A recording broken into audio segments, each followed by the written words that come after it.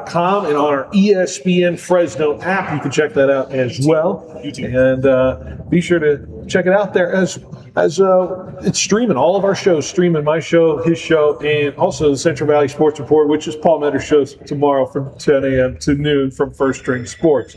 We're also streaming on Facebook, YouTube, and Twitch. So all of that over there. If you want to watch the video portion, check out the live stream. We do have our camera out here today. So if you want to see our beautiful face, I'm first of all got to be complimental about our setup here at Table Mountain. And big thank you to Table Mountain for allowing us to be here. Of course, we're live with our big ESPN setup, but they got this large video arch all around us as well. That's got all our logos and everything like that. This looks big time up here in Table Mountain. Really appreciative of their ability to allow us to look so good here on our live stream. So be sure to come check it out over on Facebook, YouTube, and Twitch. So if you want to get in on the show, of course, there's always the Lee's Air Hotline, 559-320-1430, sponsored by Lee's Air Plumbing, Heating, and Roofing. Of course, summer months are getting closer. You want to feel a little bit comfortable this summer, Lee's Air Plumbing, Heating, and Roofing will get you all set up with that. So also our Lee's Air weather check, and I'll tell you what, it was starting to rain a little bit over here up on the mountain. So we got some nice drizzle, a little bit of a break into it, but this is a little precursor of what's supposed to be coming here over the next weekend or so. Checking at our temperature here, 69 degrees of what it feels like in Bryant, California. Of course, here in Fresno, 71 is the high, 68 tomorrow, 61 Sunday. Going to be pretty chilly for California standards in the month of April here, but more importantly, that moisture coming along here in the Central Valley, and we're excited to have it. All right, so what do we have on the schedule for today? And this is going to be the guest list. At least it's still even up to this minute being changed or being revised, but this is what we've got so far. So here coming up in just a little bit, you're going to hear from Coach Matt Entz, head coach of Fresno State football. Of course, he has been the guy who has organized all this and gotten this all put together. It was his dream to make sure this thing could happen. Of course, he is excited about this event here at the Table Mountain Casino. We also have probably a really good friend of Coach Entz and a notable coach in the annals of college coaching here, and it's Kirk Ferentz is going to be joining us here live at 3:30, the head coach of Iowa football. How about that, huh? Kirk Ferentz from Iowa football going to be here live with me in person at 3:30. You want to listen to him talk some ball. Of course, we got also DB coach for the Denver Broncos, Doug Belk, is going to join me as well. 3:45 is the time you're going to want to hear that. Then we're going to go into our 4 o'clock hour. We have Randy Hedberg, formerly a quarterback coach at NDSU. A lot of great quarterbacks come out of NDSU. Did you know this? There's 4 currently in the National Football League, soon to potentially be 5 in the last 10 years or so. Coach John Baxter is going to join us at 4:15. Can't wait to talk to him. Special teams coach of Fresno State, always a great character, so we can't wait to bring that to you. And then, of course, we'll be filling in some slots maybe at the tail end of our show as we roll till 5 o'clock today. 5 o'clock today before we send it off to Los Angeles for the Lakers and the Clippers. Lakers and Suns tonight in L.A.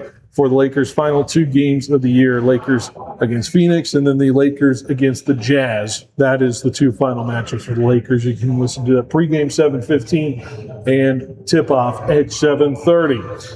So very excited to bring this show to you. Of course, a little quick shout out to our guy back in the studio, Jorge. Jorge is back there as well. Jorge, hope you're doing well. Back in the studio, just checking in, saying what's up. How are we doing on this Friday? Oh, we're good. We're good. Watching the clouds. Those clouds are dark out here. Feeling it. We just got the sunlight up here. So, yeah. We just got the sunlight. Maybe you're sending it our way. One side of Brazil, another side. Right.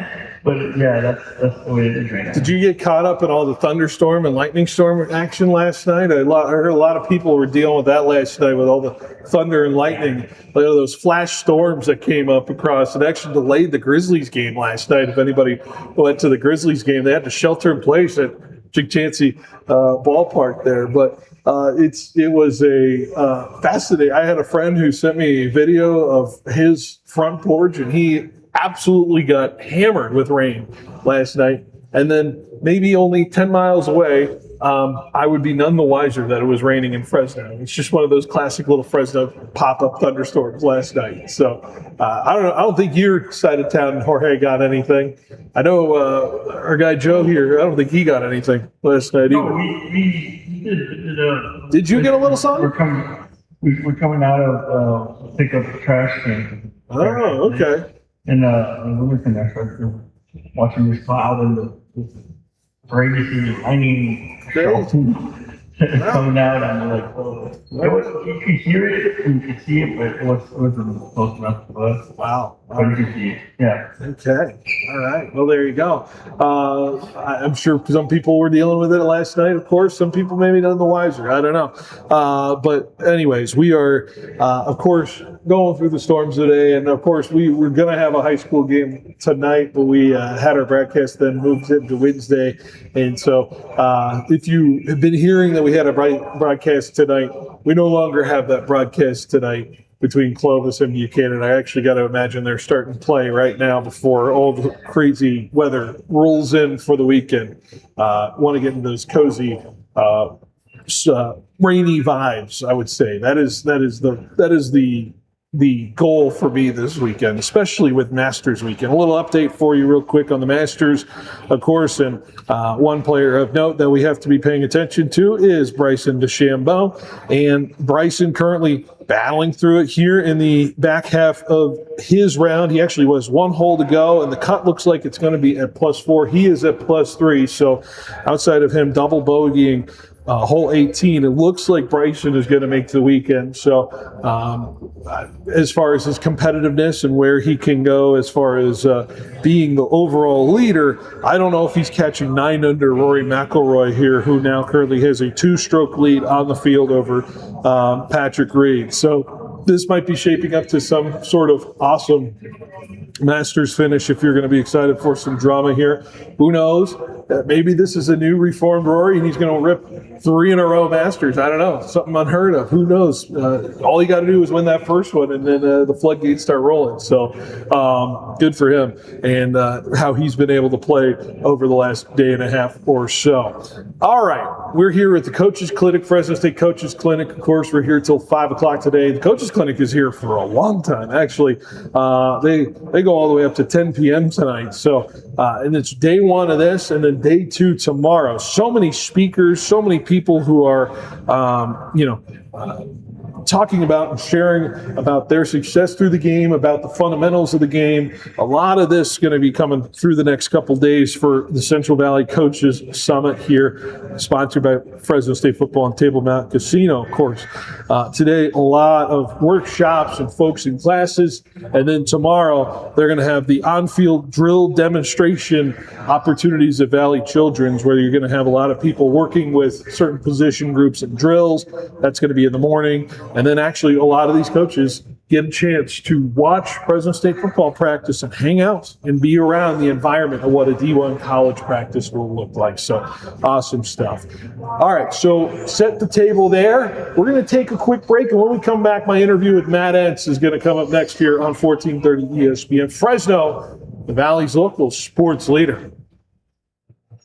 Back to the program.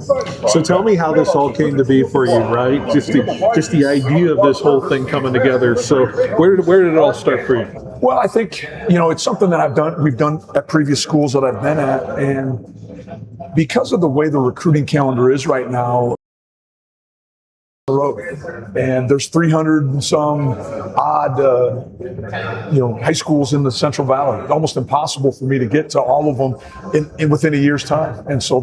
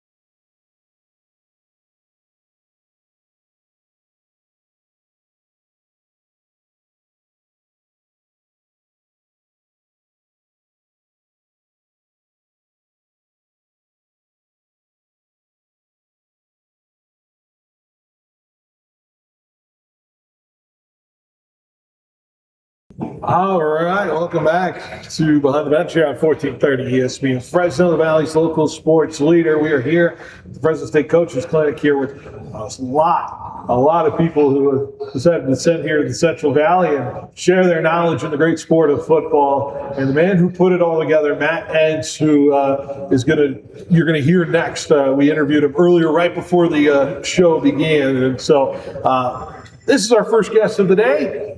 Matt Entz, Fresno State head coach here on 1430 ESPN. All right, we are here with the man who is organized. You're good, Joe? Jorge, you're good? All right, 3, 2, 1. All right, we are here with the man who has organized all of this weekend here, the Fresno State Coaching Clinic, which is here at Table Mountain for day one, of course, back at Fresno State day two. Coach Entz here with me now, and Coach, it's exciting to see this all build up to a day like this, a weekend like this. I'm sure you're thrilled to see it all come to fruition.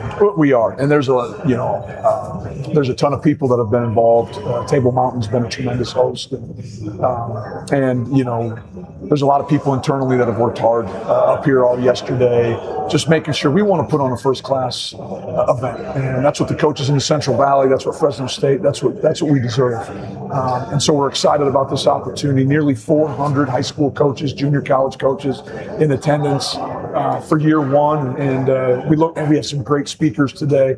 I think these coaches are all going to walk out of here with some added information, some things they can take back to the program. So tell me how this all came to be for you, right? Just the idea of this whole thing coming together. So where did it all start for you? Well, I think it's something that we've done at previous schools that I've been at, and because of the way the recruiting calendar is right now, it's hard for head coaches to get on the road. And there's 300 and some odd, high schools in the Central Valley. It's almost impossible for me to get to all of them within a year's time. And so rather than me get there, let's bring them here. Right. And let's get some FaceTime with all these people. Let's sit down and let them experience what our coaching staff is like, what our philosophy of a program is. And so we get them, right here in Fresno County. Hopefully tomorrow they'll all come to practice. They'll see the energy, the excitement, the development that goes on at a typical practice at Fresno State. And all of a sudden, high school coaches are really, and football high school coaches are really important still in the recruiting process. And so the more interaction, the better relationships we have, it all helps in the recruiting process and in the information and the gathering of information for recruiting. Yeah, and that relationship, right? Talking about just all of these high school coaches and what they're managing and what they're obviously working with the athletes that are hopefully coming up to that next level, right? Talk to me about just the college high school relationship between coaches of each of these levels. How kind of works in this day and age, and what these guys, what they value when it comes to this relationship? Well, I think honesty, transparency, and then, timely information as well. One of the things that we pride ourselves on is whenever we make an offer, we call the high school coach to make sure he's fully informed of what that looks like and that we did offer. A lot of times these high school coaches are the ones that are responsible of getting, all these athletes to campus for a junior day or for a practice. Not only are they giving us information on potentially their players within their school, but also a lot of times, we'll get information. Hey, we played so-and-so last year. Man, he was a really good player. Right. Are you guys aware? And, that says a lot about when someone's good enough to all of a sudden catch the attention of an opponent, of a rival.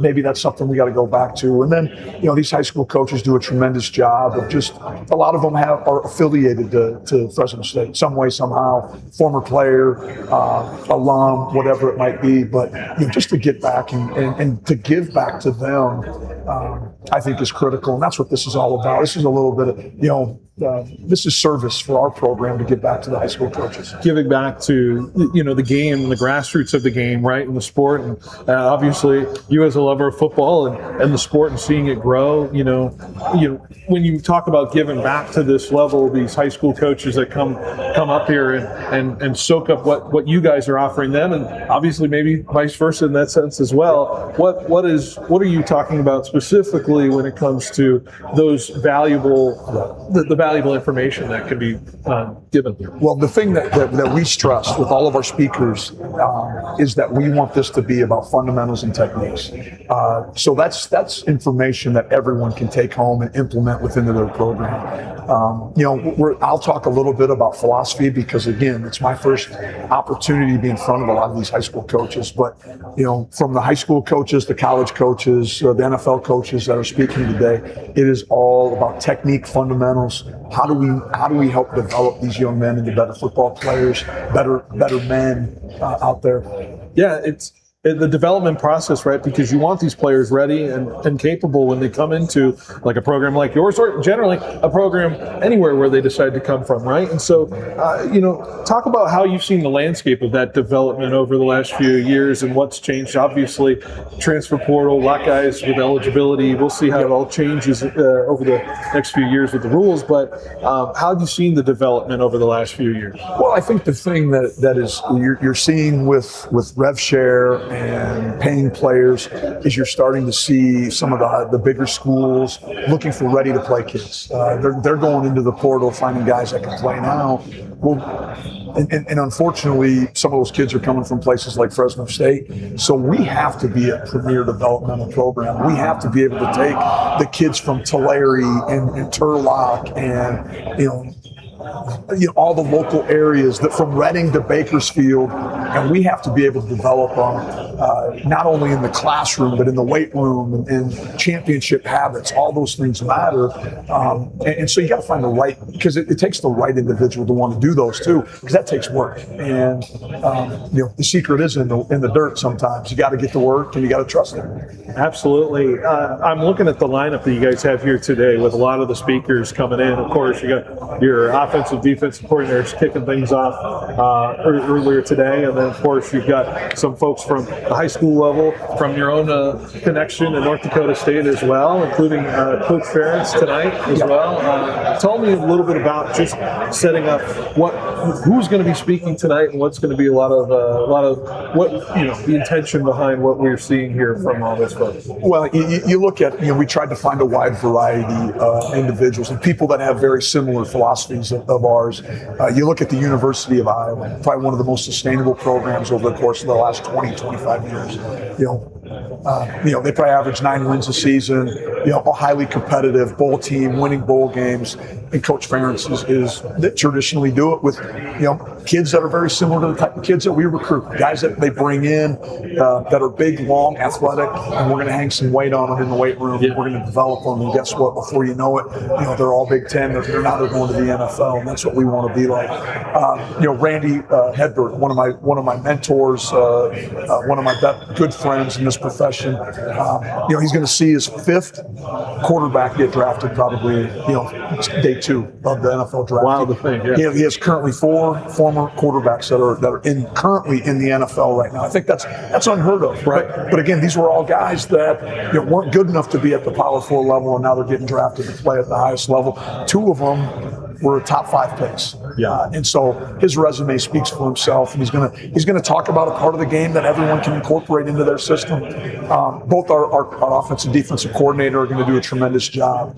Both are great teachers, great mentors, protectors of the game. And then we tried to find some highly successful high school coaches that could come in and talk and share on their experiences and the things that they do from a fundamental technique standpoint to help win games. And then tomorrow, on-field demonstration is going to be a whole bunch of just individual work where hopefully high school coaches, college coaches that are here can take something back and implement maybe into their spring ball or into their summer development. Yeah, that hands-on aspect of tomorrow, that should be a lot of fun for the coaches to be a part of that. And it's the tangible nature of those kind of moments, those kind of experiences that can really kind of put this all come together. And that's the exciting part about this week, is seeing it all come together and where it can go from here. Right. This is a good start.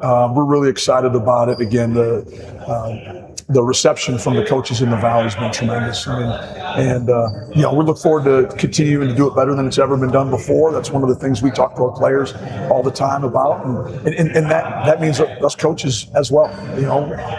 We've elevated the standard. We got to continue to elevate it, and this is just another opportunity for us. Yeah, absolutely, and we can't wait to see where this grows from here. I mean, I heard something over 400 coaches already for year one. Yep. And who knows what it could be by year 2 or 3, and how far it can go for you, Coach. That's got to be the most exciting part, is just the sheer numbers of interest that a lot of people are coming here for. Biggest clinic in California. Why not do it right here in the Central Valley? Right. We can bring people from the north and south, and we can bring in speakers from across the country. We have a tremendous host in Table Mountain, amazing facility up here, plenty of room, plenty of access. We're looking. This is going to be hopefully a big time success this weekend. Just last question for you, as I know you got to get rolling here. Just the level of reverence you have for what high school coaches have to battle through. Yep. You've seen how much these guys go through in the level, even all the way back to your North Dakota days, all the way. Just what level of reverence do you have to what high school coaches have to go through each season? I have the utmost respect for the high school coaches and people that want to be in those roles. My high school coach to this day is still someone that I randomly text with, have phone calls with. He's retired down in Tucson, Arizona. At the bowl game, has been to national championship games that I was able to coach in. He's been a lifelong mentor, and I think we have to continue to push the importance of football in high schools, the impact that these coaches have, not on the environment of the school, but on these young men moving forward. I'm a huge fan of football and what it can do for people. And high school football can positively impact and get a young man on the right track and do things that he's never thought he could do before. Absolutely, well put, Coach. And I'm very excited to see what people say about what's going to go down this weekend.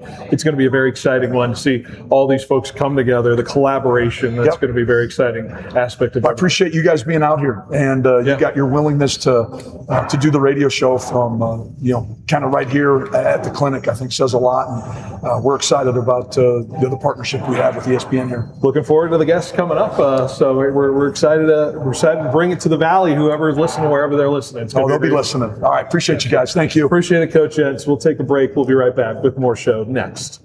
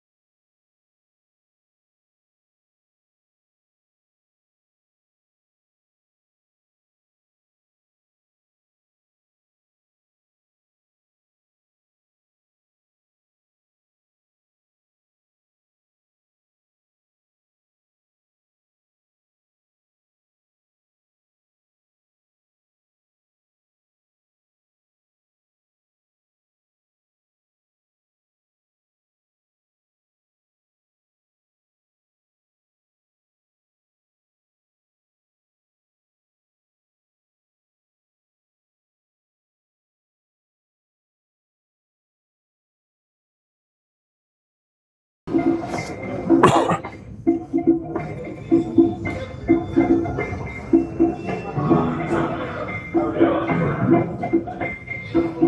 right, welcome back to Behind the Bench here on 1430 ESPN Fresno, the Valley's local sports leader. We continue our show here live from Table Mountain Casino up here with the Fresno State Coaches Clinic, and it is a pleasure to be joined by one of the great college coaches in the history of the game, and Kirk Ferentz here with me now, live here. Kirk, good to have you here. How are you doing? Well, you're very kind to say that, and doing great. It's great to be here. I just feel very honored to have a chance to speak tonight. But what a great clinic they've got going here, and it's been fun to watch the progress of the program. Right, absolutely, under Coach Entz, and you got your son on the staff there, Brian, right? With him in offensive line coaching duties here at Fresno State now. But good connection here. First of all, tell me a little bit about how you connected with Coach Entz and the Ferentz family. How's this all connect here in the Central Valley? The coaching community is fairly small anyway, but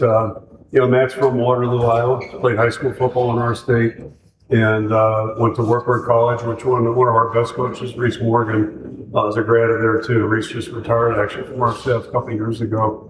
So you get that connection, and then North Dakota State too. We played him. Matt was a defensive coordinator. He came down to Kenny State and beat us 16. So just a lot of respect for him as a football coach. Great person. And when he took over up at North Dakota State, did a wonderful job. So great that he's out here. I think it's a tremendous match for both parties, and I know Brian really enjoys being here as well. Absolutely, and this is such a fun area to think about when it comes to college football and then the football nature of the Central Valley, right? And you've seen from afar how Fresno State operates, how the Central Valley operates. You've recruited here. I know there's some guys who are from this area that have played under you, right? What comes to mind when you think of the Central Valley area and the sport of football? I really got my first introduction to the Central Valley through Pat Hill. Pat and I worked together for 4 years in the NFL. One of the first guys I met when I was with Cleveland in 1993, and so we got to know each other really well. And I remember Pat telling me, he would love the opportunity to go back and one of his best experiences working here under Coach Sweeney. So, I just said to him, I said, why would you want to go back? He's from Los Angeles. Why would you want to go back to all the traffic and what have you? He says, no, you don't understand. And he explained to me just the significance of college football in this area. The way the community is in the whole valley. And really, quite frankly, we described it sounds a lot like where I've been the last 20 plus years. The state of Iowa is a great place too. And, where people care about college football, they're invested in it, just great people and, care about the basics. And so I know Pat really thoroughly enjoyed it. What a great job he did with the program. And, it's been doing pretty well ever since then. Yeah, certainly. It's been on the map for quite some time, this program, and built by great coaches and great collaboration between those here in the Central Valley and the folks who have run this program, right? And with a coaching clinic like this is what is great about the community of coaching and coming together and collaborating. While it's competitive, during the season, the collaboration of coaching and how guys can improve the game of football through their knowledge, something like this really can go a long way for these guys who come and hang out with this coaching clinic. It's good for everybody. I think if you're paying attention, you learn from anything you do typically. And as I was just talking to you earlier, it was great to have a chance to watch practice this morning. So impressed with the way the coaches coached, and they got a great group of players that are really focused on the right things and they're working hard. But as a coach, we never get to do that. We see our own practices, and it's always fun to see what other people are doing, how they operate. And then, same thing, clinics are another opportunity. If you really care about what you're doing, you're always trying to learn and maybe pick something up from someone. So having an opportunity to listen to a lot of great speakers, certainly the coaches from the Fresno staff, and then others that are invited here. To me, that's one of the great things about going to clinics, and then just interacting with other coaches too. And those conversations, usually you walk away with a couple of things that you can help you with your program. Certainly, and you, of course, interact with so many high school coaches from what you do in your job, obviously, and just, the unsung heroes that are out there with the high school coaching level. I asked this with Coach Entz, and I ask you, as a head coach at the college level, what kind of reverence do you have to the high school coaches that have to grind through so much, throughout their daily life? Yeah, I'll say this tonight when I talk. It's just, a lot of my impressions about what the football experience ought to be about. Shaped during my high school time. I played for two outstanding coaches, and one was really, maybe as instrumental as anybody else of my family in terms of my professional life, Joe Moore. Just a tremendous guy. I got to play for him in my high school and then worked for him in 1980. And the thing about it, it's just to me, the purity of coaching at the high school level. We live in a different world right now, and there's a lot of noise and interferences from everywhere. But just the beauty of the high school experience, I think, is tough to beat. And that is one thing with our program. We wanted to build it, in a model where the guys involved in our program would have that kind of, fulfillment, if you will, from the game and from what they're doing. And, football, you only get to compete 12 times guaranteed, but majority of your time's working, and it's working together with a bunch of other good people. So you learn so much from just being with other people and being like-minded and trying to pursue a goal. As different as everybody might be, but everybody, when it comes to football, is working for one thing. So it's a game that just keeps giving if you're doing it right. And again, it all, in my mind, starts at the high school level. And of course, there's always origin stories for anybody who gets into coaching when there's so many sacrifices that are made at the beginning of those kind of careers, right? When you talk about it, do you look back at when you started, and maybe do you have a memory of when you knew this was what you wanted to do for your career? Distinct memory, actually. It's in 10th grade, middle of my senior 10th grade season. I got moved up to the varsity to fullback, and somebody got hurt, so they put me in there. And that was practicing hard. The coach said something very complimentary, and I felt like $1 million. Just felt great. So they're just, the impact that his words had on me. And then one of the other assistants really took an interest in me right out of the season and taught me about, training properly and some things like that I really never paid attention to. And then fast forward when Joe Moore came to our high school, the impact he had also was just like a different level almost. And, so I think probably most of us in coaching have somebody in our lives that impacted us or helped us. And I don't think it's uncommon at all. And again, I think all the good things that the game teaches you, it starts there. And if you're doing it right, it continues on. It gets a little tougher as you get further along, especially in pro football. But winning teams still understand what it takes to be good. And then from the flip side, you mentioned your influences from where you kind of rose through, but talking about just when you start kind of seeing these guys in your own rosters throughout the years, and maybe you have an idea like, I think that would be, he'd be a good coach, right? And, those kind of conversations. What comes to mind when you have those moments with some of your former players? Yeah, some guys, it just jumps out. I mean, just the way they approach the game, the curiosity they have, the willingness to learn and wantingness to learn. So some guys, and we've had a lot of coaches' kids in our program too, and that usually works out pretty well because they are serious about the game. But it's one thing about coaching. Coaches come from all different angles and what have you, and have different personalities. But the commonality is that you got to really care about the kids you're working with. And if it doesn't start there, then you're probably doing the wrong thing. And again, that gets a little tougher. Those guys go up a lot sometimes. Absolutely. Well, Coach, I know you got a busy schedule ahead of you. I just want to ask, it's exciting to see you here in the Central Valley. Of course, it's great to have Brian on the staff here, Fresno State Bulldogs. Maybe we see you in Iowa, Fresno State matchup down the road. Who knows? I don't know. I'm just putting it out there. So yeah, we talked about Pat. I remember Pat calling me, like 06, 7, 8, somewhere in there, and said he would come to our place like 3 straight times. And I said, Pat, did you not hear what I said? We will not play you. As long as you're coaching here, we're not playing you. I don't care how many times you come. Because I think they just beaten Wisconsin. Oh, yeah. That was a good Wisconsin team. So there's like no way we're fooling around with these guys. Like, I'm just doing that.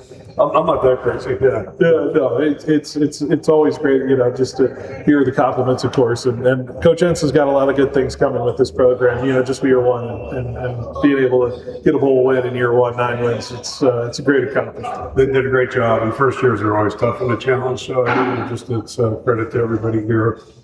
Starting with the players, but everybody just did a wonderful job. I got to catch a handful of games on TV last year, and it was always fun to watch them. And Just, there's nothing but great things ahead for them. We got a little Big Ten opponent at USC at the start there, so it'll be interesting to see what Fresno State can stack up against the Big Ten opponent. I'll tell you, you just never know. You never know. So it's certainly exciting. I'm sure they'll be ready to go. Certainly. All right, Kirk. Well, I appreciate you joining the show here, and thanks for swinging on by. Enjoy the coaching clinic. Enjoy the time here, and thanks for coming on ESPN Fresno. Appreciate it. Thanks for having me. Thank Absolutely. you. Let's take a break. We'll be right back with more show right after this on 1430 ESPN.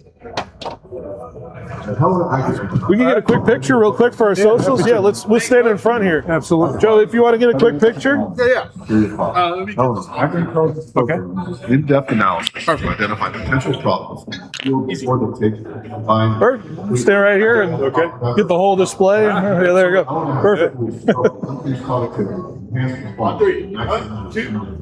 All right. Good deal. Thank you very much. Appreciate it, Kirk. Absolutely. My pleasure. Put you through here. Thank you. Have a good day. Welcome to Banyan Tree, We got, Fresno's favorite Doug? dispensary, voted 2025's best. Oh, it's got it. Thanks, folks. You know the trick. Need some healing and Appreciate it. relaxation. Got security. There you go. You got a whole detail. We've got top shelf products at down Alrighty. price.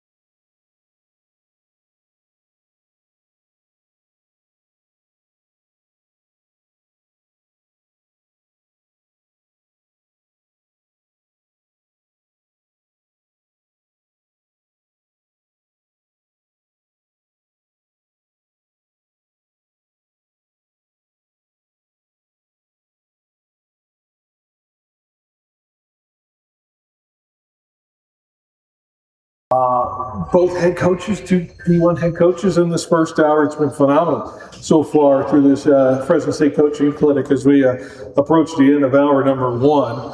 If we get our next interview here, we'll bide a little time. But until then, let me update you on. Oh boy, something happened to Bryson DeChambeau while I was guaranteeing he could probably make the weekend if he just got up and down from par. And folks, he did not make the cut because he made triple bogey on hole 18. He was stuck in the front side bunker, could not get out of the bunker, and then in his second shot out of the bunker that was for par, he rolled it down the front edge of the green and ended up having a chip from there, which then he had to two-putt, and there goes Bryson DeChambeau's chances at a Masters victory and even making the cut in the weekend. So no Bryson DeChambeau in the 2026 Masters weekend here. So that is an unfortunate development to see here for one of our Central Valley guys. So that's we'll have to workshop all the stuff that he has to work on. And bunker shots, they are fun. And all I got to say is Bryson better go work on them. I don't know. It was just not pretty to see. The bunkers getting them both on 11 yesterday and now 18 today. That is as rough as it can get for our guy. So still here, by the way, Rory just took a 5-stroke lead now at 11 under par. He's up in front of the two second place guys, Sam Burns, Patrick Reed at 6 under. So very fascinating stuff developing. Let's give a little reminder of the schedule as we wrap up this first hour here. The schedule upcoming for this weekend for us on 1430 ESPN. And it's going to be a good, interesting weekend here. Of course, A's and Mets is going to get underway here in the next 15 minutes or so, and that's over on 790. So A's and Mets, if you want to listen to the A's baseball. Saturday, Central Valley Sports Report, 10 a.m. to noon from First String Sports for our guy, Paul Metters, who's going to be on the mic for that one for a couple of hours. So that's going to be going on. Following that, Giants baseball back on our station tomorrow on 1430. That's going to be a pregame of 3:45 with a first pitch of 4:15 between them and the Baltimore Orioles. Over on 790, A's Mets will do battle again, 12:30 pregame with a 1:10 first pitch from New York City Field to be exact. And then over on 790 on Saturday tomorrow, Sharks of Vancouver Canucks, the final home game for the San Jose Sharks this season, 6:30 pregame with a 7. The puck drop from there. Of course, Sunday, Giants, Lakers, A's as well. By the way, Lakers tonight as well. Just forgot to mention that on the update as well. So we got a great interview already with Coach Ferentz, and we got, of course, other things going on. Coach, you're willing to come.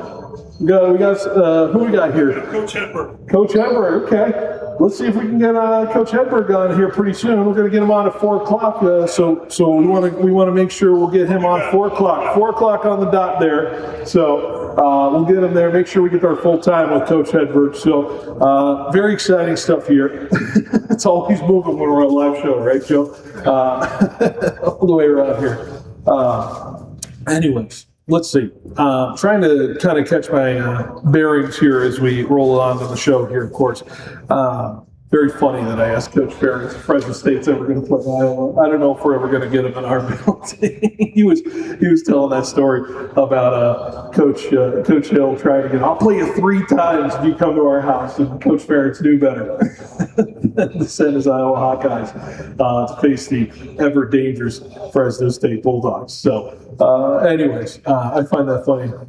Every time we see all those kind of interactions between coaches, man, it's very funny. Okay. Trying to reset here. Jorge, just a reminder, what time is that Laker game? I forgot to write it on my paper here real quick. What's the Laker game tonight coming up after us? 7:15. 7:15 pregame. She starts 7:30, but it's 15 minutes pregame. That's right. Lakers and Suns, correct? So what we got? Lakers, Suns, and we got Coach Belk here. Coach, if you want to come on in here, we can get you fitted in here for a few minutes.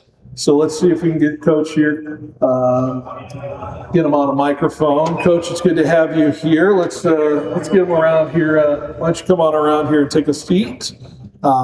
Live radio as we are rolling along here on 1430. Coach. And very excited to be joined by a great mind in the National Football League. Coach, I would argue one of the most intimidating defenses in the National Football League a year ago.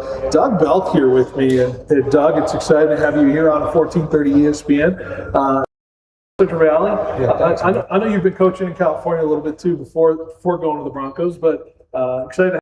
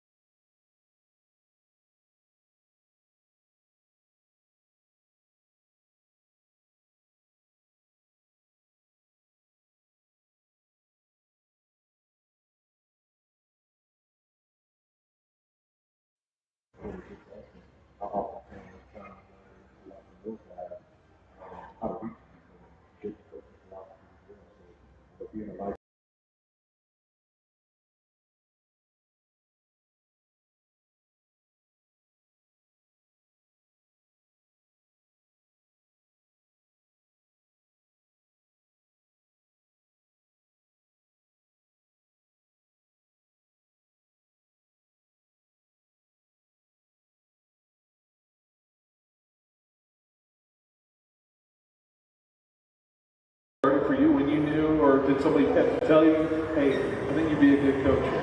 Yeah, honestly, when I was in college, all of my high school coaches and college coaches said that I was going to be a coach, and I said,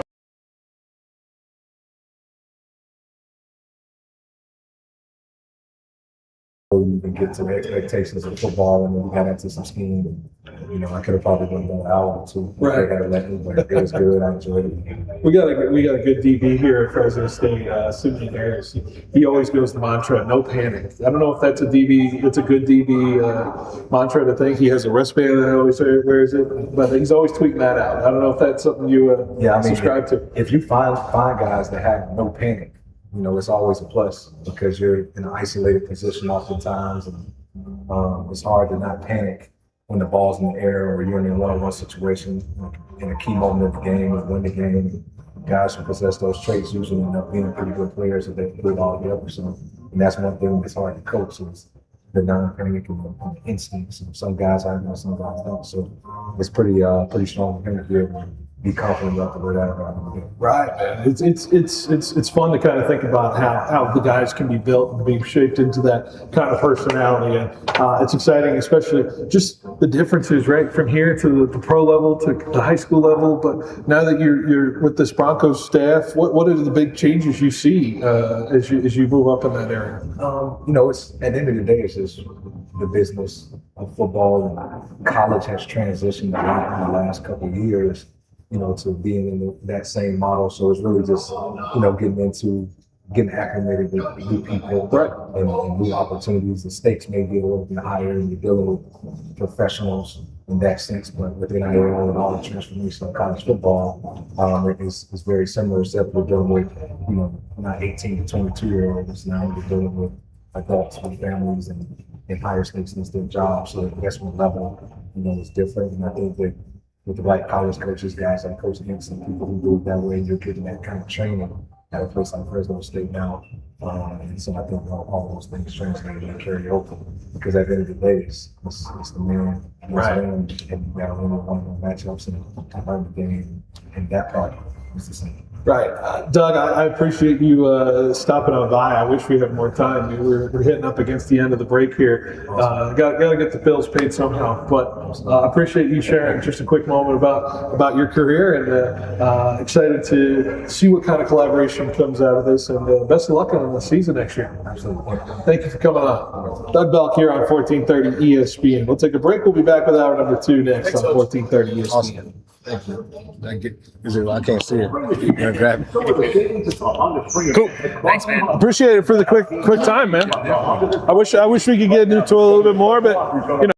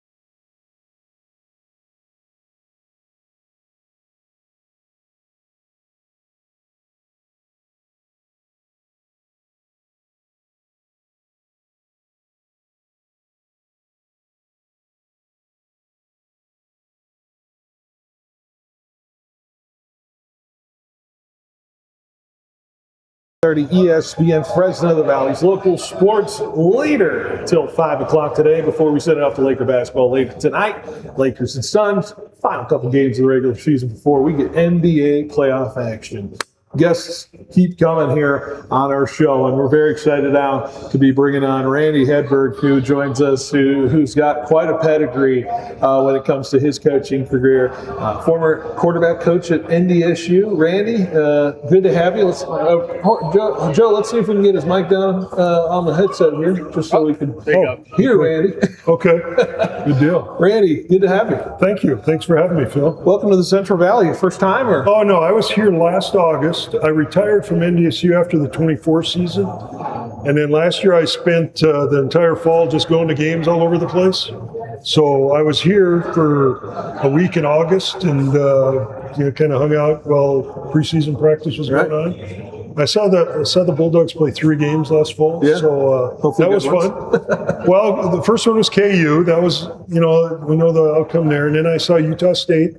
They had the big lead, 17-7 at halftime. They ended up losing, and then San Jose State I saw. So that's a better one. Yeah, that was a better one. So, so then I've been here. This is my second time this spring. I was here a couple of weeks ago and spent a couple of days. I saw practice 2 and 3. Coach Entz and I, we go back a number of years. So yeah. You had Coach Entz, of course. He was the head coach. You coached with him at NDSU, right? Yeah. He was there 10 years. I was there 11 years. The first 5 years, Coach Entz was the DC, and I was a quarterbacks coach. And then he became the head coach, and I stayed as quarterbacks. And then he left to go to Southern Cal, brought in a new guy, and I spent 1 year with him, and then I retired. So I spent 45 years in college football as a coaching. So you went to practice, I'm assuming, this morning, right? Oh yeah, checked it out. Oh yeah. Nothing changed from Coach Entz from the NDSU days? No, it's the same. I mean, the same raspy voice. Yeah. It'll get raspier in August, actually. During that time. But the practices are the same. I mean, it's nothing different than we did that I did with him back a couple years ago. Yeah, no, it's great to have him here. It's funny because I was actually back covering in North Dakota back in the day from 2019 on. I was in Bismarck though. Oh, were you really? Yeah, I was working with your friends over at WDAY. Oh, really? Tom Izzo, Oh, yeah. Name dropping him. Yeah. Dom is. He speaks highly of himself. So, but they're good guys. Media coverage for the Bison is pretty good. Oh yeah, they got it covered for sure. So who were you working with? I was with the TV station out there. The ABC station? KX, the CBS station out in Bismarck. I was on the west side. I got you. I'm from Western North Dakota. I'm from a small town kind of north and west of Bismarck. Let me guess if I can get this. Is this Williston? No, I'm from Parshall. Parshall. In between Williston and Bismarck. Yeah, I was testing my North Dakota geography. You're close. You're close. If you know one person in North Dakota, you're going to know a lot. Oh, I bet. Just because not very many people there. So. Well, and what's fascinating about the people you know and the people that you kind of learn about in North Dakota is that, of course, you have such a great pedigree with some of the guys who you've worked with, right, in the quarterback position, and you were able to work with Carson Wentz when he was, a young kid out of Bismarck who, probably didn't get highly recruited, coming out, all the way through some other names, Easton Stick, who plays in the NFL, Trey Lance, who came from that Minnesota side. We've had some good ones. We've had 4 drafted. Starting with Carson as a number 2 overall pick, and then going to Easton, who was a 5th rounder. Then Trey, who was a 3rd overall pick, and then Cam Miller, the one that just finished in 24. He got drafted in the 6th round by the Raiders. Yeah, and I think the kid this year is going to be drafted. He'll be a 4th or 5th rounder. Cole Payton, so he's going to be up there. So that'll be 5. There's not very many that can. So they get 5 in the draft in the NFL. You got to go boast that around, right? Everywhere you go, you're the guy with 5 in the league. Ohio State and us, we're the ones, but it's kind of interesting. So tell me a little bit about finding guys like that, and I got to imagine it comes from the relationships you have with coaches, right? At the high school level, especially in situations like this, with the collaborative effort of talking to a lot of the guys in the grassroots areas and learning about these guys, right? The diamonds in the rough. What Tell me a little bit about how you kind of find guys like this from the relationships you get with high school coaches. Well, yeah, the guys we mentioned, all 5 of the guys that I mentioned are Midwest guys. North Dakota, Nebraska, Minnesota, so it's kind of neat because we can travel and get those guys. That's kind of the footprint of recruiting for NDSU, and we've been very fortunate. As a quarterbacks guy, you want to go out and watch guys throw in person. Right. That's really important, and we're able to do that, and then get them on campus to learn about the program and all. But the biggest thing is spending time with them. I'll give Colt Payton an example. The guy that's going to get drafted here at the end of April.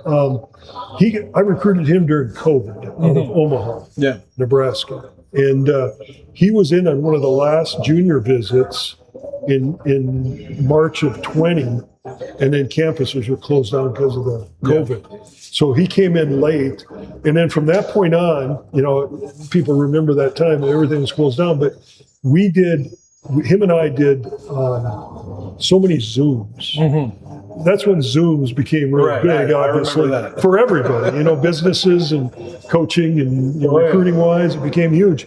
So we did, I bet 12 to 15 Zooms. And that kid just wanted to learn. That's the biggest thing. If they have a passion to learn, Phil, it's easy to coach. I mean that in the best way. If they want to learn and they want to get better, it's easy to coach them. Brady, you had a chance to speak a little bit over an hour ago, with some guys, with some coaches here.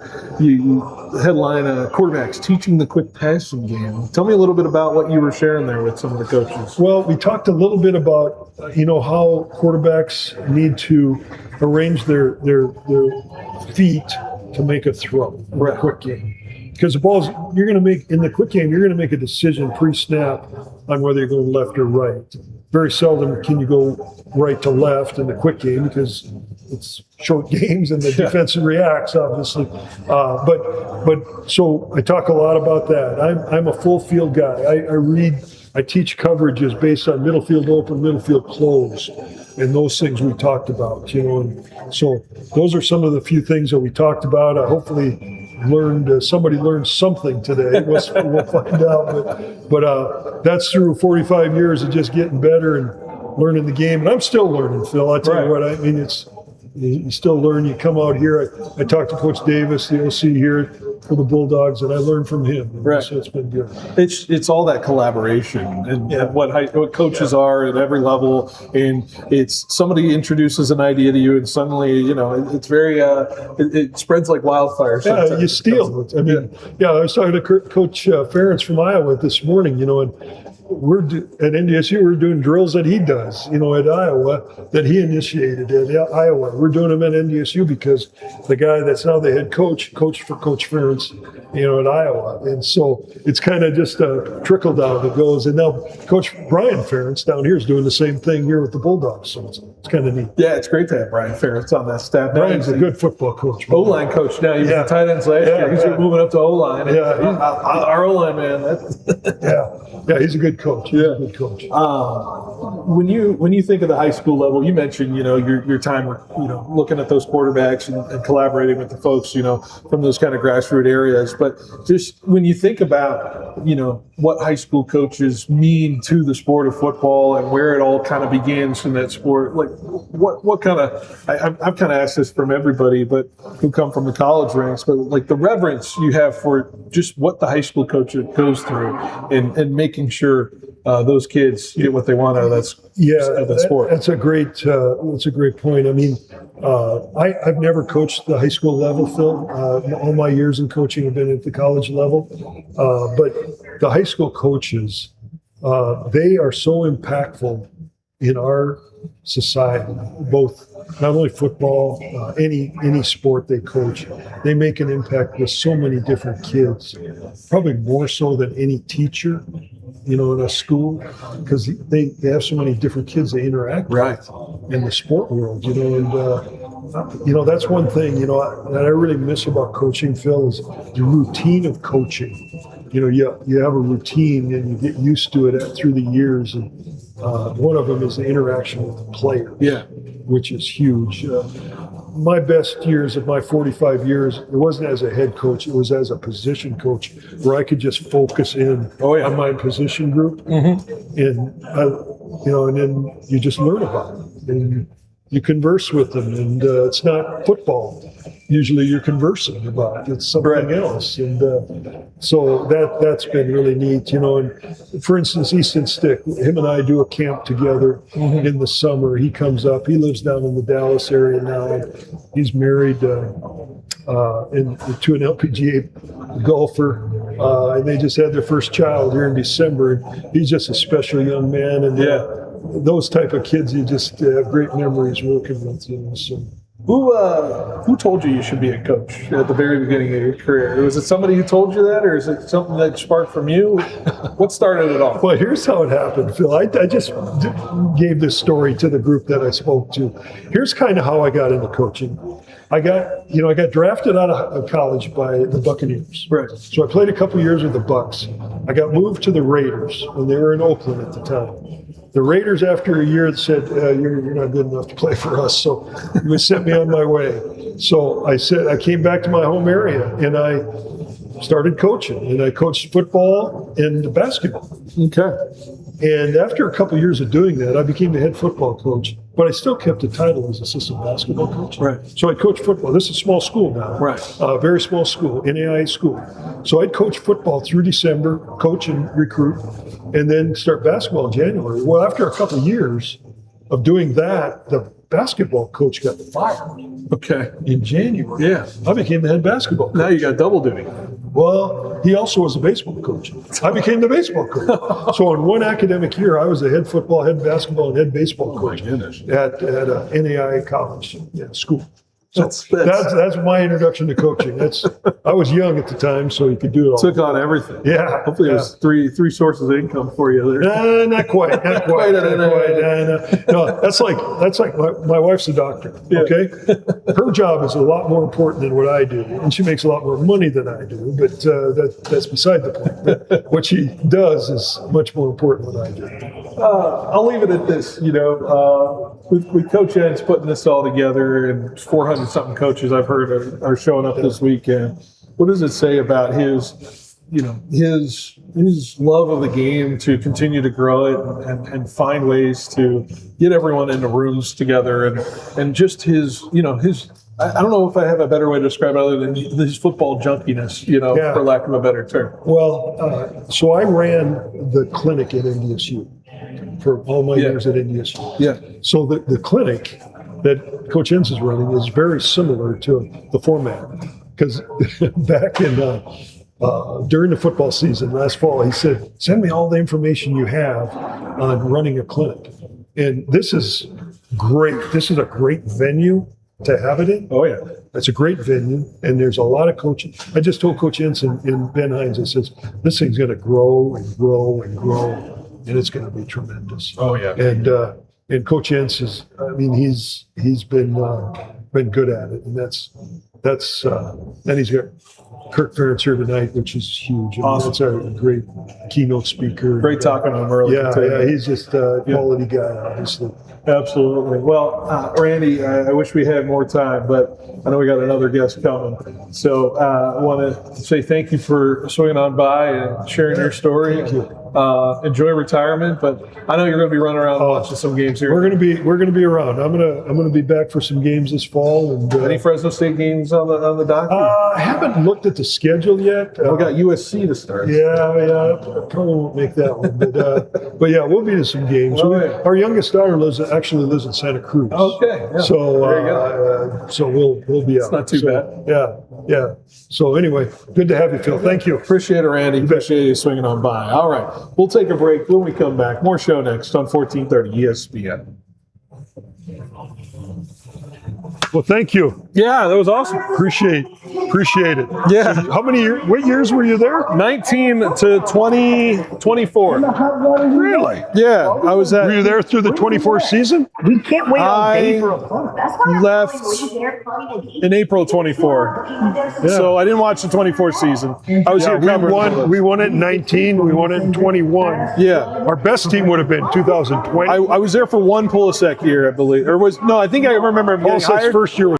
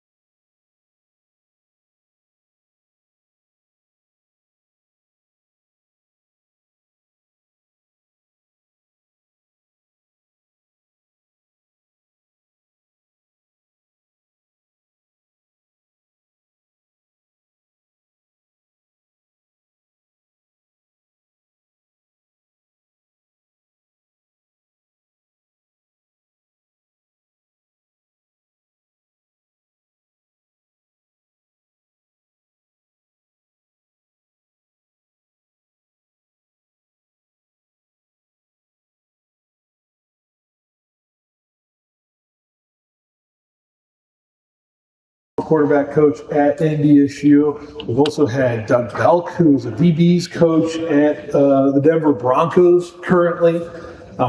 Coach Entz, of course, Coach Kirk Ferentz. That was a thrill to see him here. And I'm sure there's going to be a lot of folks who are going to be listening into his keynote speech at 7:30 tonight here at Table Mountain Casino. Just a really awesome event we've seen so far come through here. Of course, it goes through tomorrow, the Fresno State Coaching Clinic, technically called the Central Valley's Coaches Summit, which in year one, I would say has been a really great success so far. Something like 400 high school coaches and coaches from all over the area that are here soaking it all up and getting all the great football knowledge throughout sports. So we're excited to bring it to you, of course, and be here for this event. And ESPN Fresno is happy to be part of this and help Bulldogs in every sort of way. All right, little news update on the Masters. Rory McIlroy just birdied the last 4 holes of this tournament, and he is at a 6-shot lead at the moment. 6-shot lead, which, according to ESPN, is the largest 36-hole lead in Masters history. This is turning into something that we could be seeing one of the great displays in Masters history of Rory McIlroy dominating this tournament. It's 12 under at the moment. Sam Burns at 6 under, Patrick Reed at 6 under. The magic is here for Rory McIlroy, who won the tournament last year, and is certainly maybe looking at a dominant performance the next couple of days. So that is going to be a fascinating storyline to follow, because either it's going to be one of the best performances we see at the Masters or one of the most historic collapses we've seen at the Masters as well. So I cannot wait to see how the weekend will play out in the Masters here. Coaches abound. Everybody's around here, of course, at the Fresno State Coaches Clinic. We're looking for John Baxter. He's going to be showing us very soon here on the airwaves. And Coach Baxter's got a lot of personality, a lot of great stories to tell. I cannot wait to get Coach Baxter on. Just a heads up, Giants, of course, getting their series started tonight. They start a 10-day road trip, 9 games on the road here.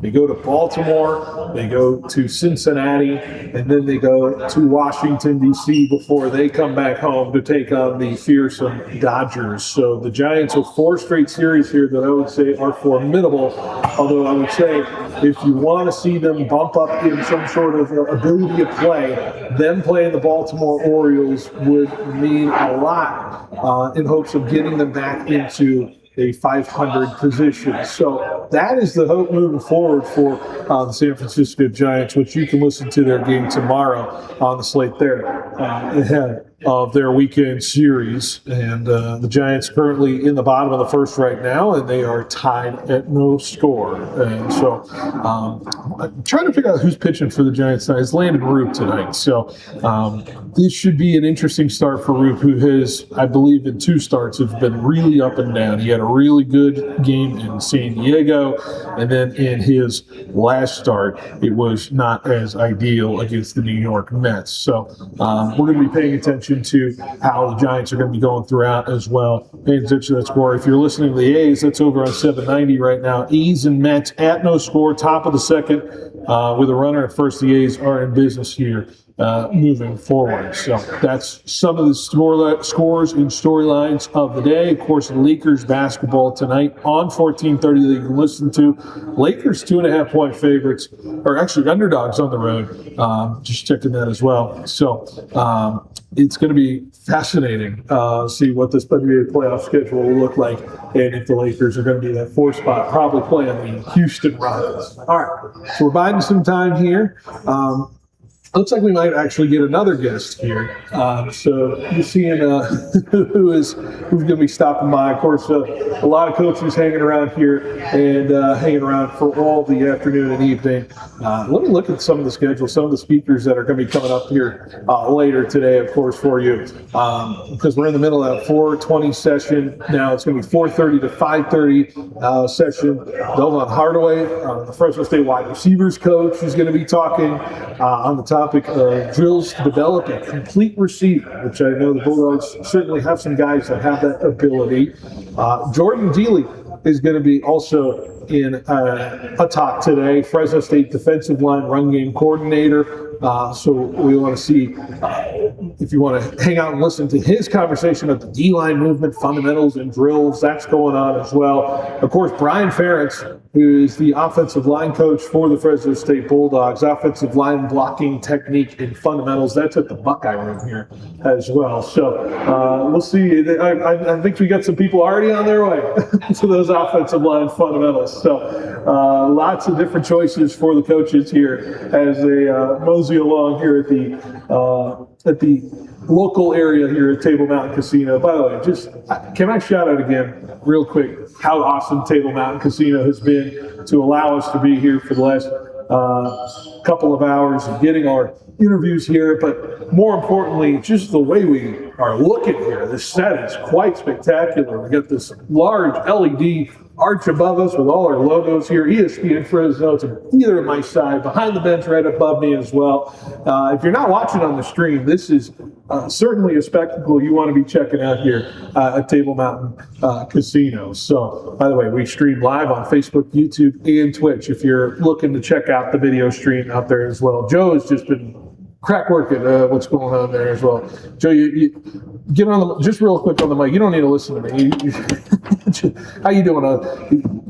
We're hanging here, coaches everywhere. Coaches everywhere, all this Fresno State stuff. Yeah. How are we doing? Well, we got guys here. All right.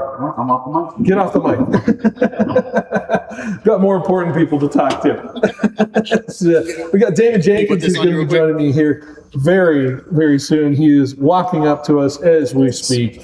One of the speakers from the last session here, talking about the defensive back fundamentals and training eye discipline. We're excited to hear what he has to say about that. Plus, the collaboration of the high school coaches with the college coaches. Damon Jenkins now joining me right here on 1430 ESPN. Damon, it's good to have you. How are we doing, man? Man, I'm doing pretty good. Thank you for asking. Good to see you. Wearing your fresh San Joaquin Memorial gear. Yes, sir. Ready for a season with them, I'm sure. Yeah, I am. I'm looking forward to it, man. It's a new challenge for me. So you hear about this Fresno State Coaches Clinic, and you get asked to be a part of this with a speaking role here. I'm sure that was a thrill, first of all, that they got to ask you to speak in front of a bunch of coaches. Were you nervous, first of all? Oh, yeah, 100%. Now listen, I'm used to speaking. Like, I genuinely enjoy speaking, right? But it was different for me because now you're in front of your peers, you're in front of people who have the same, not necessarily the same thought process, but everyone has their own philosophy. We talk about football and different things. So just to get up and get in front of them is kind of nervous. So yeah, but it's awesome. This whole Central Valley Coaches Summit, right? Yeah. Something that I think Coach Entz was hoping was a possibility, and now seeing in reality, you see a bunch of people that you may not have a chance to see in one setting. How awesome has this event been so far? Man, it's pretty awesome, man. I think this is a blessing to the Valley. If someone's not up here today, I hope that next year when they do have the opportunity or come up here, because you get the network, you get to talk to people who you normally don't get to talk to, and see people who you haven't seen in a long time. Coming here, I've seen a few people that I used to coach. So, looking forward to that. So. Is that a little bit of a throwback for you? Yeah, it lets me know how long I've been coaching. So, and coaching runs in your blood, of course, and that's always a great rewarding part of this job, right? How many years now has it been coaching for you? If I dare put a number on it for you. I got into coaching in, let's say, I finished playing football in 09. Mm-hmm. Yeah, so as soon as I finished playing football in 09, I got into coaching. 17 years now? Is that my math is serving me correct? Yeah. So, always thought you would be a coach, or did someone tell you? No. So one of the biggest things in that when I went to De La Salle, I knew immediately from there I wanted to be a head coach. Right. So my goal in life was to make it to the NFL, play there for a long time. But when I finished, use my NFL career to launch into a motivational speaking career than be a head coach at the same time. Right. Right. So I've always known I want to be a head football coach. That's something that I've been passionate about, my whole entire life. As soon as I got out of high school, I knew being a head coach was a motivator. Of course, it's such a collaborative community, right? And so many guys you get to know, and not just the sport of football from when you played, but from when you coached with as well. It's good to catch up with some old friends, right? And share and collab, even though you're going to be foes. Maybe down the road, the sport of football itself and the health of it matters when coaches come together like this. 100%. 100%. I mean, again, it's about the networking, right? You get to bounce ideas, see how people are doing summer things or off-season trainings, and because high school is a little bit different from college, right? So a lot of times, kids are doing multiple sports, right? And so navigating that can be difficult. So having a conversation with your colleague to see how they're navigating it, that's also a plus as well. So. Right, and getting a chance to obviously collab with the Fresno State staff and Coach Entz, and you've gotten a chance to know him over the last year or so, right? And what he is about, and he's about growing this valley and being a part of this valley, right? Tell me your experiences so far with Coach Entz as the Fresno State head man, and what he's been able to provide for the high school coaches he's been able to talk to. The few interactions that I have had with Coach Entz has been a good one, right? So the first time I actually met him was at the Fresno State 707 last year. Me and him got the dialogue a little bit because I'm a former Bulldog. And then, I got to speak to him today. But just talking to Coach Baxter and Coach Baxter and Coach J.D. Williams are the ones that I talk to the most here at Fresno State. But just hearing, what he wants to do with the Valley and bring all the old alumni back, which is huge. I've always said this: the Valley is a special place, right? When you look at Texas football, that's what the Central Valley could be if everyone bought into what's going on. Right. Because again, we don't have Fresno State is literally the only quote unquote professional team that we have. Right. We're not competing with the Rams or anybody else like what's happening in LA and the Bay. Right. So literally, Fresno State Bulldog football is the biggest thing in town, and for me to be a former Bulldog, it's big to see what Coach Entz is doing with it. To see the growth of this program, which of course is continuing to try to advance and get into a national conversation. It always seems like people know what that Bulldog looks like and know what it's all about, right? And of course, that's the excitement of it. And a great season last year can turn into even a better one. But, the momentum that Fresno State provides, like you said, to the high school landscape and kids really buying into what the sport of football can give them. Tell me about your experience seeing that kind of growth when the excitement is Fresno State. Kids always talk about, I'll go to Fresno State or something like that, right? They see them growing up, right? How much do you see that translate when Fresno State is really going well, and then the excitement of football in the Central Valley translating? Well, that's big time. You just recently saw yesterday, I think they had a big time recruit from Tulare Union. Right. So again, you got a young man like that coming to Fresno State, and when you see local talent commit to the Valley, it makes it more appealing to other guys that are getting recruited or high recruits. So if that young man is going there, then I'm going to go there as well, right? And so, but I think one of the biggest things is that I'm starting to learn just by sitting in some of these conversations. They got a good staff here, right? The defensive coordinator, I like listening to him. J.D. Williams has always been a knowledgeable guy, backs on special teams.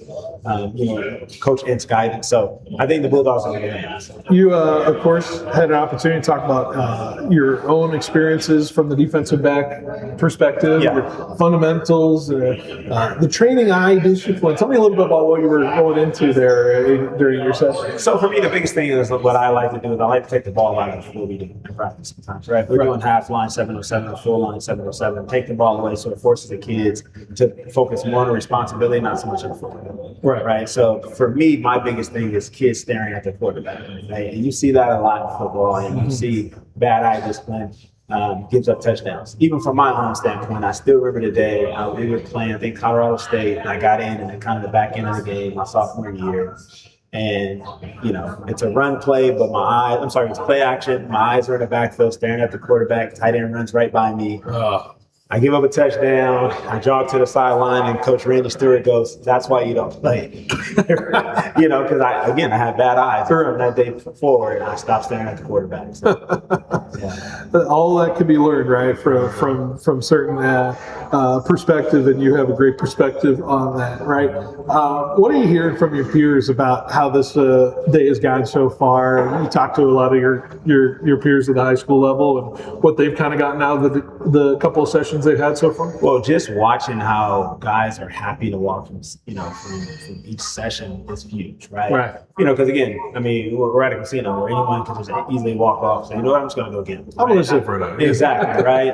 But you see people, going from session to session, just poking it. Even if they're in there for 5 to 10 minutes, you see defensive guys going to learn from offensive guys, and offensive guys going to learn from defensive guys. That's huge, Right. right? But I think the biggest thing, when people are trying to find out what kind of person these presenters are, Right. Especially the Bulldog coaches, right? Because again, if you want to send your kid to Fresno State, you want to see who they're going to play for, right? You want to see what kind of coach they're playing for, right? And so I think that's the biggest thing too. So, And I'm seeing coaches from some certain areas that aren't in the Central Valley, not from that central section, right? And they're coming up and are coming up or coming down in this area. Like, how do you see? Like, do you look at this and you're like, how big can this get? This can get pretty. Oh no, absolutely. I think I'll say this. I know Cal Poly has their spring thing going on, so I know a lot of coaches went up there. But if they were to do it on a weekend where Cal Poly's not having anything, you definitely get those coastal schools down here, and then you got the Valley schools and the schools from the San Jose area. I'm sorry, the Merced area, all that come up here. Right. So I think it's huge. I think it's huge what they're doing. I think it's only going to get bigger. So.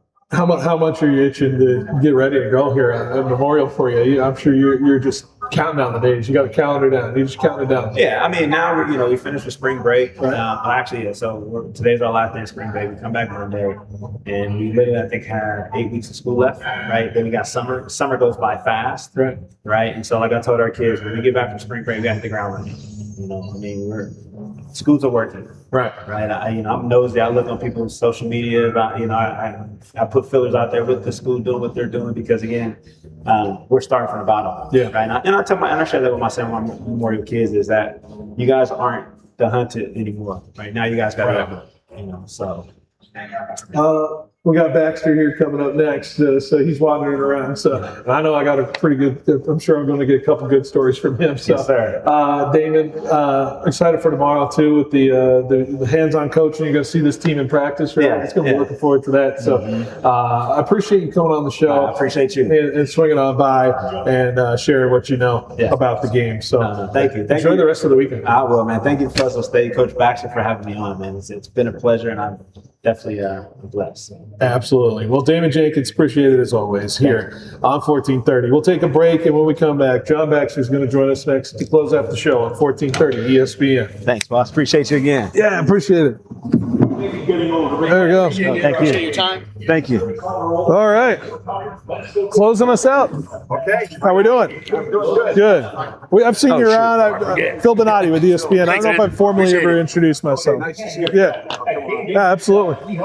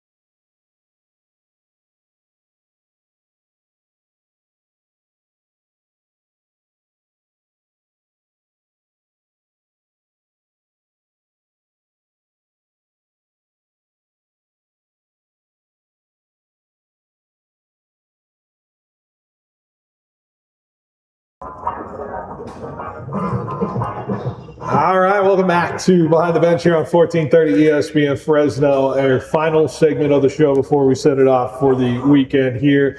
And it's a pleasure to be joined by a great guest, John Baxter, the special teams coach of Fresno State, who closes it out with us.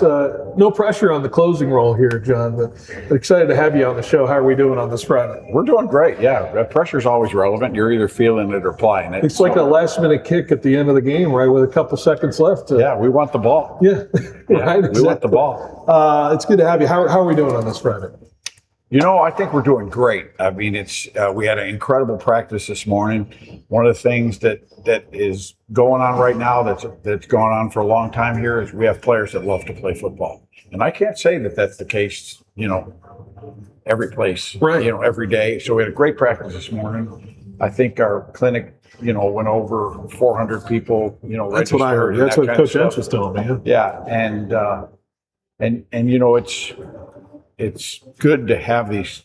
We had some great clinics back in the day with Pat Hill, you know, and then I was here 14 years and then I was gone to USC. COVID happened. I don't know that did our country any favors. And really, you know, when Matt Entz came last year, you know, there was just so much to do in that transition. Right. And then he said this fall, hey, what do you think of having a clinic? I said, I think it's a home run idea. Yeah. It needs to happen. But, you know, high school football is really good in the state of California. Yeah. It's really good. And you know, you have to take, you know, we are lucky to coach the players we coach. We're lucky to travel to all these high school programs. But all of us need to serve the game. All of us need to serve the game. That's what coaches do.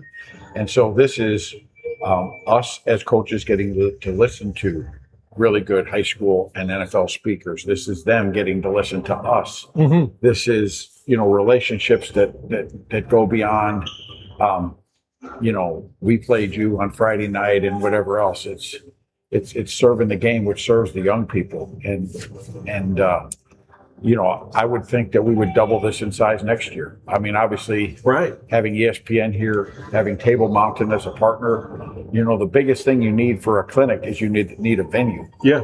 And the thing that we lacked for a lot of years in Fresno was a place that could hold 700-800 people. Right. Okay.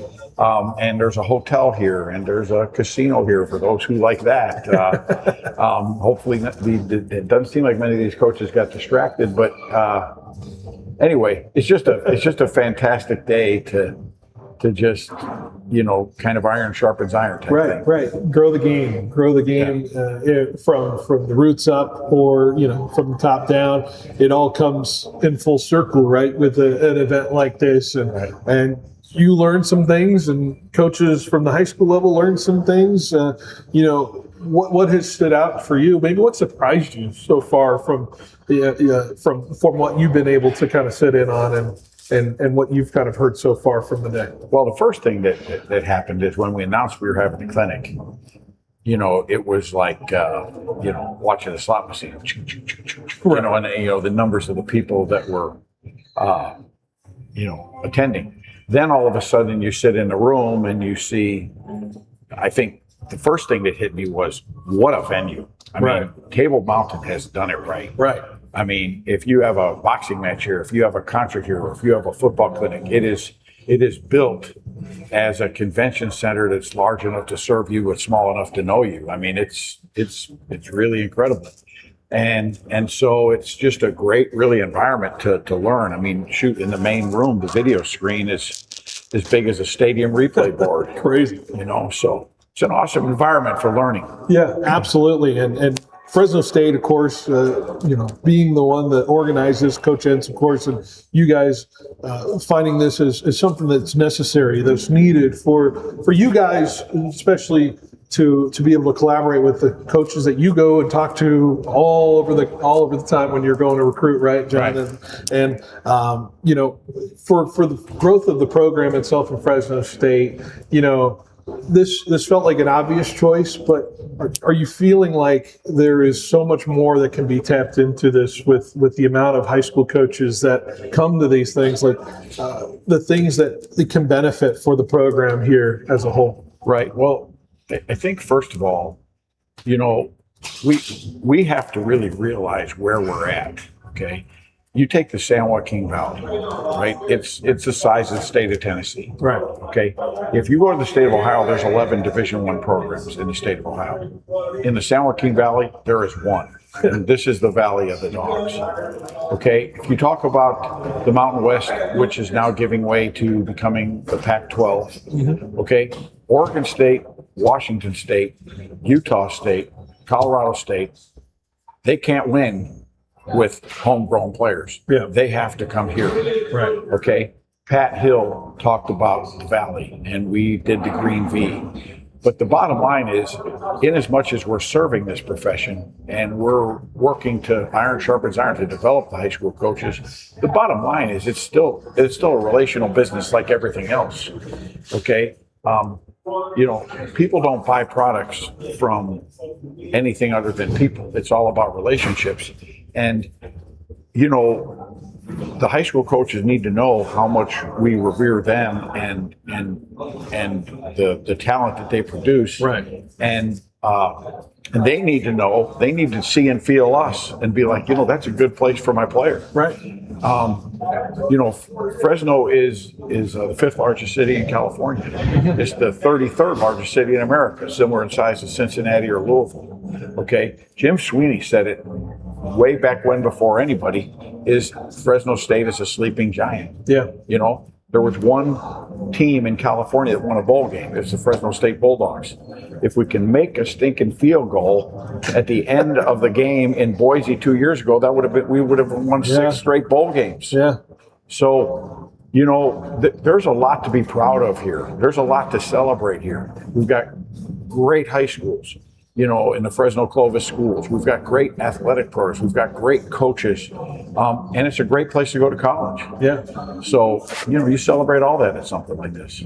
Absolutely. You celebrate it. It's probably why you see a lot of folks stay here for a while, and be locked into this valley. I know you've been here for quite some time. I'm one of them. Right. And there's a reason. Yeah. There's a reason you stick around to the valley, even though maybe you could have had opportunities down the road, right? Yeah, look, when you win here, you're going to have opportunities. Okay. So, but at a certain point, you have to, if you don't know who you are and what you represent, then you're lost in all decisions. Okay. When I came here, my daughters are 30 and 29. When I came here, they were 0 and 1. Wow. Okay. My one daughter's a 4th grade teacher. She actually lives in the state of Utah, where my father-in-law was the head coach. My other daughter lives in Fresno. She sells real estate. But yes, I coach for a living, and I've worked to develop myself to coach and teach at the highest level. But I'm also a husband and a father. Yeah. And when I shared a value system with the head coach, with Pat Hill. I share one with the current head coach, and Matt Entz. I grew up in Chicago. Okay. Right.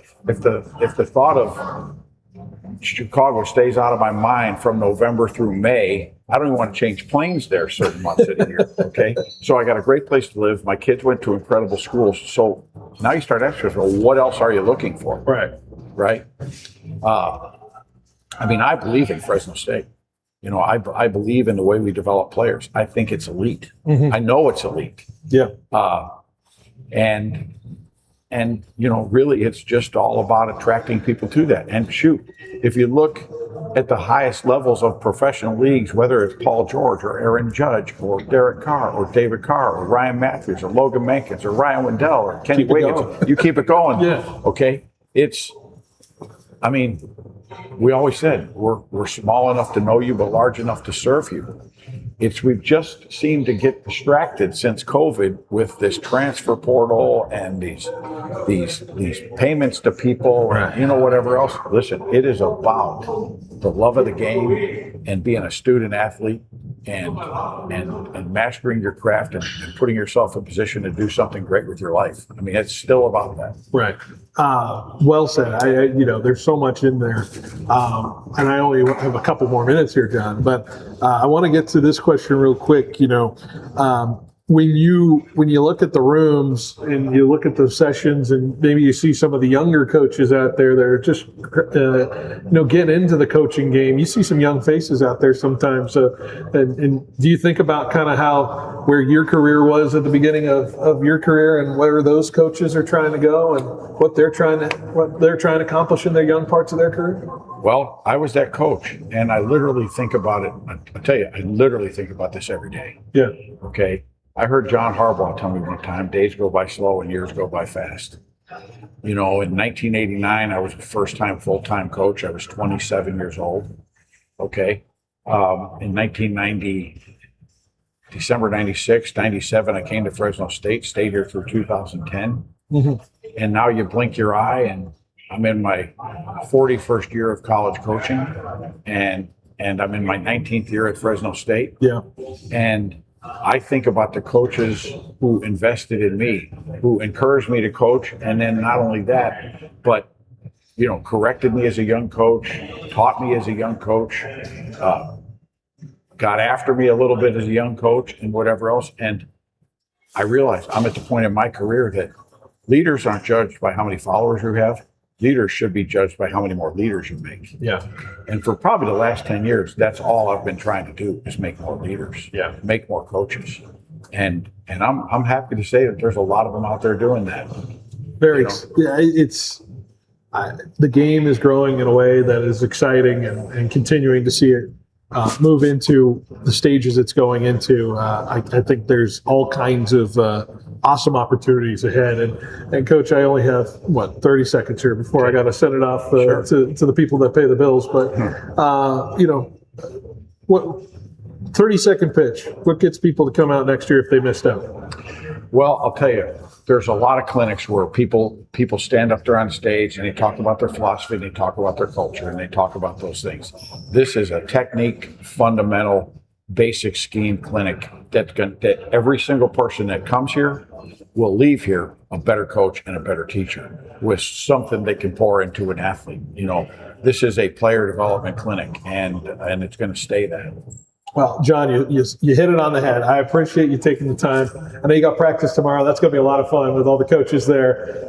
It's going to be fun to see it all in action. It's going to be fun to see 400 high school coaches and our guys put on a show. Oh, yeah. It's going to be great. So, John, I appreciate it as always, and thanks for stopping on by. You bet. We'll take the end of the show here. That's it. That's a wrap. Lakers basketball's coming up later tonight. Thanks to Table Mountain for joining us, having us here as well. That's it for Behind the Bench. We'll see you Monday for another edition. Prices on steel and materials are going up. All right. Pacific Steel Supply. Okay. That's it. All right. Jorge